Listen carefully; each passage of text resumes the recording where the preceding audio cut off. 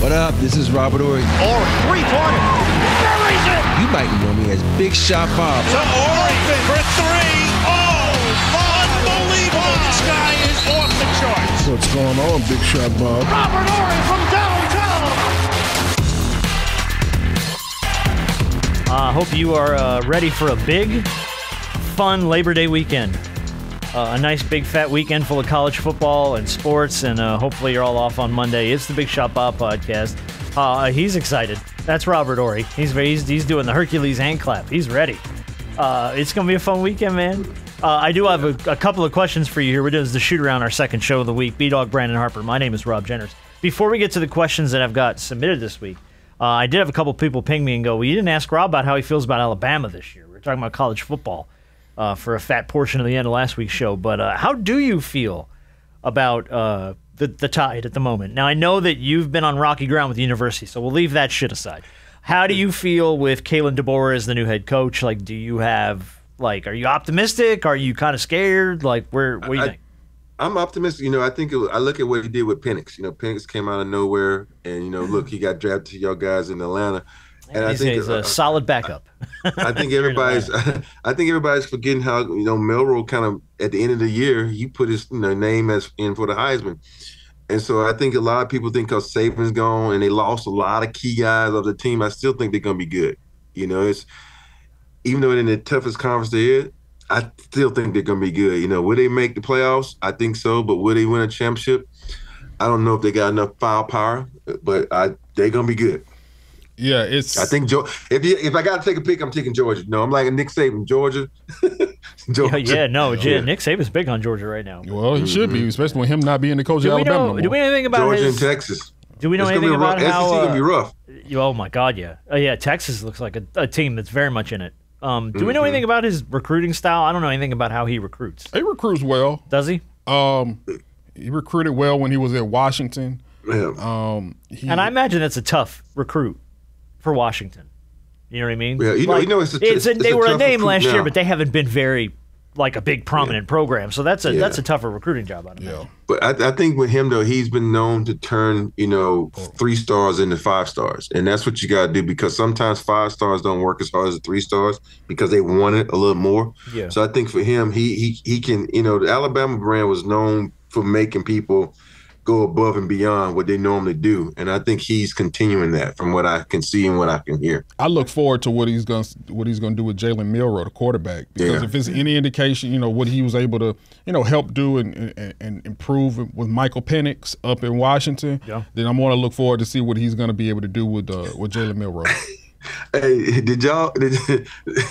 I just saw this the other day. I didn't hear about it when God, I can't remember the guy who went to Alabama who's on ESPN when he was talking about Melrose. His Lank shirt is L-A-N-K. Yeah, they were talking about they were doing a whole piece on that on ESPN. Of course they were. They got shit else to talk about. Yeah. Up. Let a naysayer know. Yeah, that's exactly what it means. I watched that John live and I'm sitting there rolling. All right. I had never seen it before. Yep. Mm-hmm. No.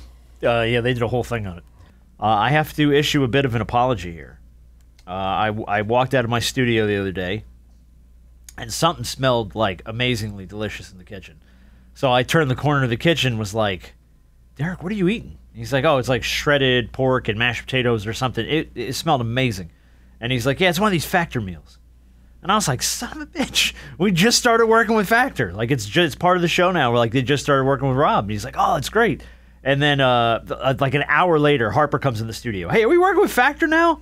Oh, yeah, I've been ordering Factor meals for years. I have. So I apologize, Factor. I was not familiar with your game. I'm going to give you the Shaq apology. I was not familiar with your game. Factor Harper, am very familiar with your game. The times I come to the studio, I've been missing out? Apparently, yes. Apparently, everybody here has got hooked up with Factor. So now we're, like, late to the show. But, yeah, so Factor meals, we got to thank them very much for being part of the show. By the way, if you want to try Factor for yourself, we're going to have a deal for you in a second here. It involves a code and a URL, but I mean, it is like, when I say you can order anything, it's full chef-crafted meals, options that are like calorie smart, protein plus, and keto. It's a full menu, and it's no prep, and it's no mess. And Rob, it's freaking delicious, man. Factor's fresh, never frozen meals. That's the best part of it. They're ready in just 2 minutes. So no matter how busy you are, you'll always have time to enjoy nutritious, great tasting meals. I could use one of those right now. With 35 different meals and more than 60 add-ons to choose from every week, you always have a new flavor to explore. All right, Harp, what are your favorite Factor meals? Let me tell you. So I've had the steak and shrimp. Oh, that sounds good. I've had it is like I want to say it's more like a pork belly and mashed potatoes. Oh. And there was it was a chicken and asparagus. And like I said, these meals, I like to eat. So usually certain things, presentation and stuff like that, I just want to know that what I'm eating is filling me up. And I'm going to tell you, when it comes to Factor, there are times where I don't have to cook because I know whatever I have coming from Factor will fill me up. So they get the job done when it comes to whatever meals that you want and whatever they send you, it'll fill you up every single time. Yeah, it's good. Commercial. You need to be on TV. I tell you what, man, put this man on a billboard is all I'm saying. You all aren't. I'm familiar with their game. I know. I apologized. I had to offer the Shaq apology. I was unfamiliar with Factor's game. Derek told me it's the closest thing he gets every week to a home-cooked meal. You can treat yourself to restaurant-quality meals. They feature premium ingredients like Harp was saying, filet mignon, shrimp, blackened salmon, and it's all ready, so you can keep the kitchen time to pretty much a minimum. Yep. Man, I love some blackened salmon, but the thing about these meals, they're ready in 2 minutes, no shopping, prepping, cooking, or cleaning up. Hey, that's what I like the best of, cleaning up. Choose from 6 menu preferences to help you manage calories, maximize protein intake, avoid meat, or simply eat well balanced. Yeah, we like to eat well balanced around here. Yeah, we do. There's a lot of options, man. So head to factormeals.com. Here's your offer, /BigShotBob50. You just use that code, BigShotBob50. You're going to get 50% off your first box and then 20% off your next month. So you can try this, 50% off the first box, 20% off the next month, and I'm telling you, you're probably not going to cancel it for nothing because it's amazing. The code's BigShotBob50 at factormeals.com. BigShotBob50 gets you 50% off your first box, 20% off your first month while your subscription is active. Don't miss out now. You won't regret it. Tell you what, thank you to our friends at Factor for supporting the show, man. Love them. Question from Wade. How much does the GM really have to say in who stays and who goes on an NBA roster? That's more largely a group decision, right? And here's what he's referencing. Dwight Howard this week blamed Rob Pelinka for breaking up the Lakers championship roster. Quote, after we won, they started tweaking the roster. I'm going to tell you who it was, Rob Pelinka. I mean, my God, Rob, why did you do that to us, man? Rob, come on, man. I still love you, but dang. We had the squad, bro. Even if we ran it back, we could have run it back. We would have been healthier for the next year. So look, I know your GM has a lot to do with your roster makeup and who you trade for, but it's like when it comes to we have to get rid of this guy, how much is the GM involved in that decision? Well, it's a lot. But the thing is, each organization is different, and Rob went on record and said, "Hey, I tweaked the team because I feel like we had to adjust for the next season." He's on record saying that he did that. And for me, I just think, a lot of times you go, I don't know GMs by name. There's a lot of them say, you know what, I like our team. We're going to stay pat. Think about what, back in the day, what Utah Jazz did. They try to stay pat. You think about what, what they're doing now there with that guy I don't like and getting all the, the picks and stuff because he brought that attitude from Boston. Look what happened to Boston. They won a championship. And so it's the GM has a lot to do with it, but also you got a lot of owners that are in play. Like when he's not the owner anymore, but Mark Cuban made a big decision on what players came in, what players left, but he also consulted his GM. So it varies from team to team. Yeah. Okay. You think they would have had the ability to run that back a little bit had he kept that roster together? I mean, I know that's a huge what if. You just never know, right? Yeah, I mean, I think it's health. I There's a million. I think they got less athletic. Okay. Yeah, that's fair. Do think they got less athletic when they did that. Because as much as people like shit on him, I thought JaVale McGee did exactly what the Lakers needed. I didn't think. I thought he did a good job. Gasol was. Yeah, Gasol wasn't at a point where he needed to be. He was long in the tooth, so he was just slowing in the way. And there's just so many things that they did that, I felt like they should have tried to run it back. And that's the weird part with so many teams. You win you run it back, get the guys opportunity, and that's where I get a lot of respect for a lot of teams. You know what was right there? Run it back, so yeah. Well, the Marlins were always famous for that in baseball. The minute they had to win the championship roster, they would go off and win a World Series, and then they're like, all right, we're going to trade these guys off while they're worth something. And then what? And then your roster is garbage again. And then you're losing 100 games a season. You're like, well, what the hell was the point of that? Yeah, the Marlins. And you got 5 fans in the stands. Yeah. Oh, dude, the Marlins. They can't put 10,000 people in the seats for a game there. That's embarrassing. That arena is humongous. They tore down the Orange Bowl to build that thing, and they can't put 10,000 people in the stands for a weekend game. Yeah. Saturday and Sunday games, they can't get 10,000 people in that place. That sucks. Unless they're playing the Yankees. Right. Unless it's the Red Sox or the Yankees. They draw. The NBA, by the way, has asked to have the WBD, the Warner Brothers Discovery lawsuit, thrown out. They had asked the court this week to dismiss their breach of contract lawsuit regarding the broadcast negotiation rights. It's a big, long 28-page document. But they said they lacked the ability to promote the league as effectively as their new partner Amazon did.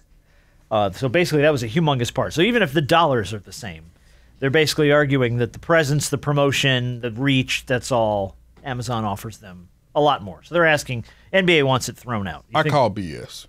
How so? I would just want the NBA to come out and say, and they won't come out and say it. This is a future play. This is not a current play because they know that every time it's time to re-up, Amazon is never going to have a problem paying whatever they need, the NBA wants them to pay to re-up, to have the rights to the league. This isn't, and maybe they may have a little bit more reach when it comes to sponsorship and stuff, but inside the NBA itself is revered by everybody. Yeah, but the NBA doesn't care about that. But well, see, that's the thing. Like to say it doesn't. They lack promotional efforts or whatever. I don't necessarily believe that that's fully true, because there would be. I mean, a lot of people would tune in to Warner and Inside the NBA and watch those games because of Inside the NBA.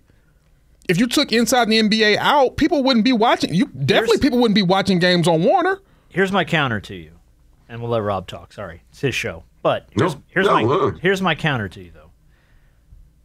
How many people still have traditional cable packages? That's true. I mean, we're in an era now where it's like if you have a Turner channel, you probably have it through a streaming service like a YouTube TV or I can't think of any of the other ones, but there's a bunch of other ones out there where you can buy like a small package of network TV. But like, I mean, I joke with my wife all the time. We're dinosaurs. We have DirecTV. I'm like, you know how many people come to our house and they're just like, they marvel at it like it's a relic of the past. They're like, you have a DirecTV remote in here? I'm like, yeah, we got a satellite dish outside. They're like, oh. I mean, like it doesn't exist anymore. Everybody streams everything. Yeah. So I feel like it's just more about, like you said, Harp, it's a future play. It's this is where everyone gets their content. So why wouldn't we want to be there? You know, I'm gonna take a step even further because basketball is what? International. It's worldwide. TNT, I don't think it's in China. I know they can probably get it, but would you really, sit up at 9 o'clock at night and watch it, or you can stream it? Because at the end of the day, you're going to stream everything anyway. So in the NBA, from David Stern, is all about going international, being worldwide. Yep. And for me, it's the step, like, I agree with you, Harp. It's a step into, like, you got to think about the future. It's a future play, and that's where it is. If you really think about it, the NBA has been doing this since, we got smartphones. They've been trying to figure out a way to be in your hand each and every moment. So this is a play that's been in place forever. Now Amazon has the platform to take them to this next level. Of course you're going to, because it's about future revenue. Everybody's looking to the next step. No matter what business you're in, you might be in today's, but you think about tomorrow's game plan to make you a better organization, a better platform. So yeah, Amazon can take them there. Yeah, it's true. I ordered NBA games on Amazon from China. I got G League games.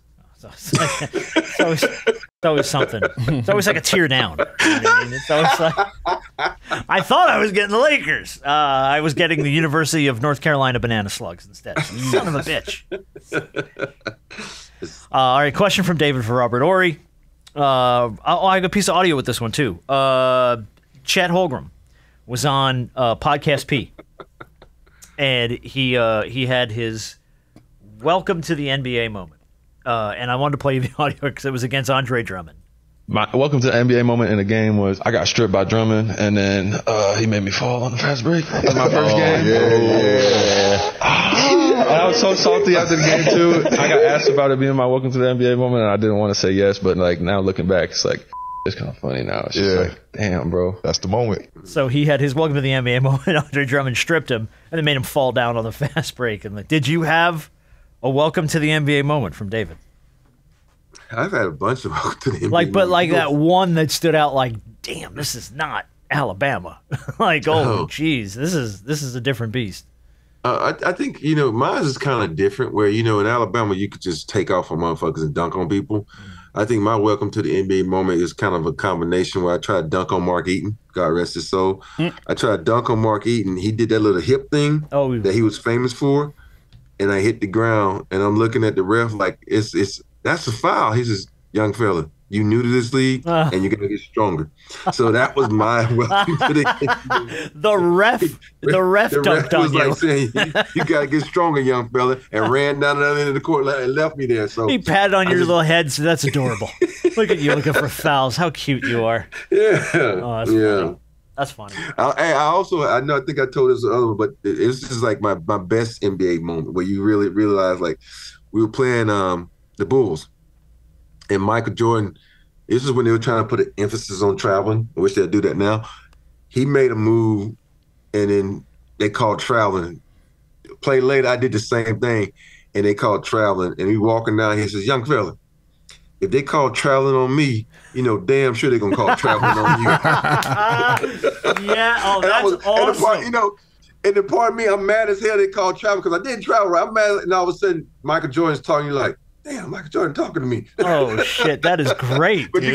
you gotta play like you gotta play it cool. Hey, fuck that, I ain't travel. But inside the head, I'm like, Michael Jordan talking to me. That's awesome. If they didn't call it on me, they sure shit ain't giving you it. Oh, that's great, dude. That is awesome. All right, question from Hayden. I saw the story this week where Adam Sandler was out playing hoops in a New York City neighborhood. I guess he was just out hooping with like neighborhood kids. He can hoop. No, he plays a lot. Time. Yeah, he plays a lot. He does play a lot in New York City with like neighborhood kids and stuff. Hayden wants to know who's the coolest celebrity you ever got to hoop with. Celebrity? Yeah, that's what he asked. It's weird. Speaking of Adam Sandler, he hoops at the gym that I hoop at in Glendale. He goes there and hoops sometimes. So it's funny that he just goes from gym to gym, just pops up. But I think that I'm coolest celebrity. Shit. I don't really. You really haven't had a lot of man. opportunity to play with a lot of celebs, or. I mean, obviously, you play with the biggest people in the world, so yeah. It's not like I get it. Yeah, I get what you're saying. Yeah. I think probably was probably one of those NBA All-Star games where we got to hoop with some people, but I can't. Justin Bieber was, I guess you can call him the coolest, but he was young then. He wasn't really blown up as he is now. Baby boy back then. Yeah, I will tell you that Adam Sandler is one of the coolest people on the planet. Yeah. Just in general. Internally nice man, very giving of his time. I was out with a college girlfriend. I went to FAU in Boca, and Adam's parents lived in Boca Raton, Florida. Mm-hmm. And my girlfriend at the time and I were out having lunch, and he's at this deli. There was a deli down the street from FAU that was like an old Jewish deli. The college kids did not go to it. But my roommate was like, dude, they got the best sandwiches. And I was like, you're kidding. So we were the only two college kids in the whole place. And he's in there having lunch with his parents. None of the old folks in the place know who he is or care who he is. And this is at the height of Adam Sandler's fame. And he sees the two of us, and he's like, shit. Like, of all the places, I got like one Jewish deli with two young kids. And they are obviously, they know. So I had the waitress. I was like, I don't want to interrupt him eating with his family. Can you bring him like a check or something, just ask him for an autograph or something. So she brought it over, and he took it from the waitress, and he got up, and he came over, and he sat down with us. Oh, wow. And he came over to our table, and he goes, I just want to say thank you for not coming over and interrupting my dinner with my parents.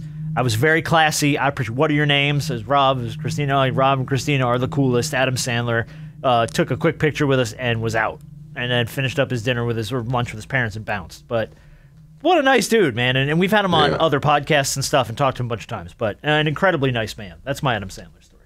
Wow. Did he remember that story? Hell no. Why would he remember that? It was just a random lunch with his folks. But I thought that was super cool that he was like, hey, I appreciate you not interrupting my lunch. What are your names? Can I do an autograph and a picture? All that stuff. So very cool of him. This was, I think, when Big Daddy was in theaters. So he was he was a star at the time. Yeah. So, did you see the Six Flags ride that got stuck up in the air? Yeah, I saw that. Is that the one in Mexico? The one in Mexico, they had the swinging, like the twirling swings, whatever the hell that ride is called, where they put you on the swings and spin you 250 feet up in the air. It got stuck in the middle of a storm. Yep. And these people are dangling 250 feet up on this thing and swing in a rainstorm, and they're getting whooped. And I can't. First of all, why are you dumbass getting on a ride in a damn storm? Well, you don't know it's going to break down. No, I would imagine but if they let me on it, that it's okay to be up there, clearly. No, but I question that too, because if it's a rainstorm and you're putting me in the air, which most of these rides are, I'm not getting on that ride. Go home if it's raining. Hey, what are you doing? That thing spins you around. You know how hard how rain comes down and how that hurts? It's going to feel like hail. That's like getting hit in the head with rocks. Yeah. No thanks. I'm good. But then they had to sit there in the middle of the storm and just get like whooped around for I don't know how many, but 15 minutes or whatever it was. How long were they up there? I think it was like 10 or 15 minutes. That's a long time. But I mean, when you see the video though, it is terrifying how high up they are. Terrifying how high up. I'm gonna let y'all know a little secret. I don't do rides like that. I don't do roller coasters. I don't do. You don't do roller coasters at all? No. Well, hell, you can't fit. That's true. But I don't do it. Yeah, this is true. They had, that we was in Dubai, and they had that one roller coaster that goes like, I think like it's like supposed to be one of the fastest in the world.